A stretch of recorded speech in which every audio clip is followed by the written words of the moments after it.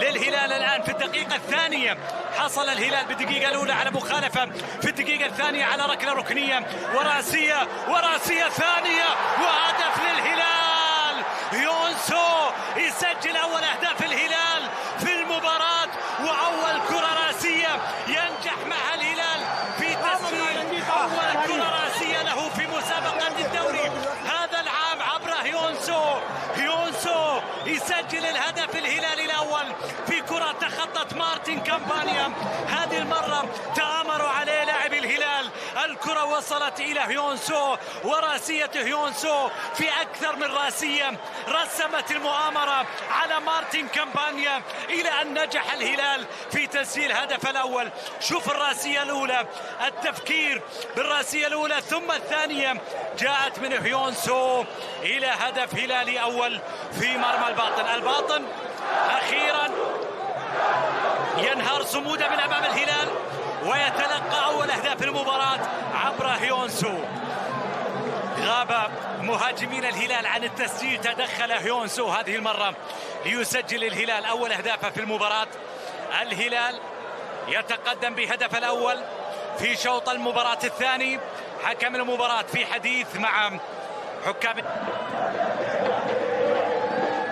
كرة لسعود عبد الحميد، سعود خسر فيها الكرة، مرت الكرة للباطن الآن على الجهة اليمنى، المحاول الباطن من الجهة اليسار طارق مداد، طارق ترجع على الكرة، الله الله الله الله الله، أوه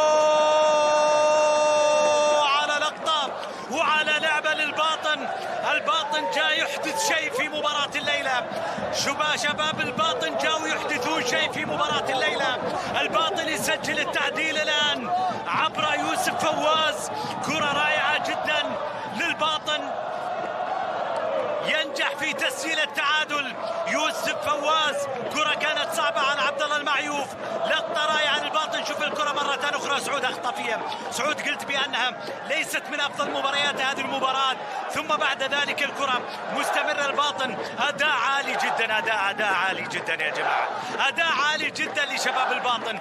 التمريرة وصلت في الأمام ثم نقلة من عبد الرحمن أنور، يا سلام على اللمسات، الكرة من لمسة واحدة بين عناصر الباطن. نجح الباطن عبر يوسف فواز من أن يكتب لنفسه حضور، ومن أمام من أمام حامل اللقب ينجح الباطن في تسجيل الهدف. والكرة راحت للهلال، الهلال عنده محاولة، لعبة التمريرة مقطوعة، صالح الشهري مرر كرة واصلة لفييتو، فييتو يلعبها إلى كاريو، إيغالو،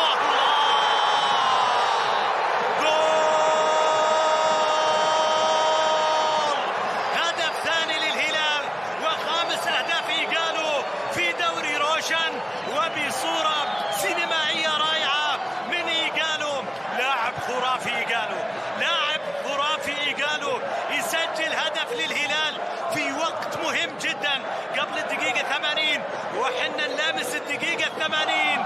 إيغالو يريح أعصاب جماهير الهلال بتسجيل الهدف الثاني، يعيد الهلال لتقدمه.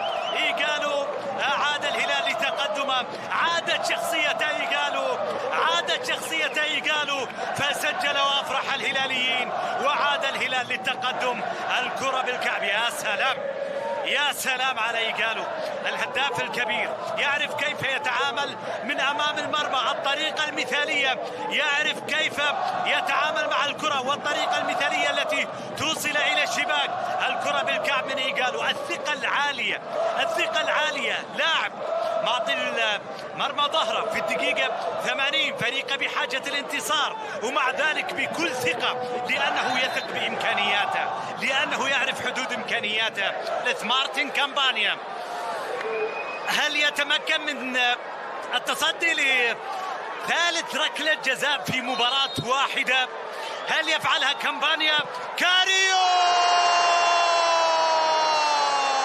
هذه المرة تمكن كاريو من اختراق مارتن كامبانيا وتسجيل الهدف الثالث للهلال. الهلال ينجح من تسجيل هدف الثالث في المباراة عبر كاريو.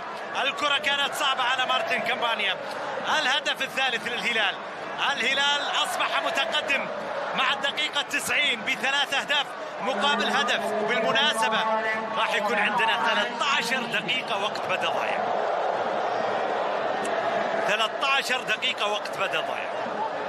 كويار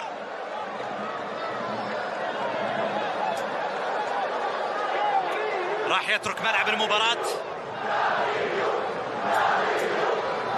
الباطن أيضا أجرى تبديل.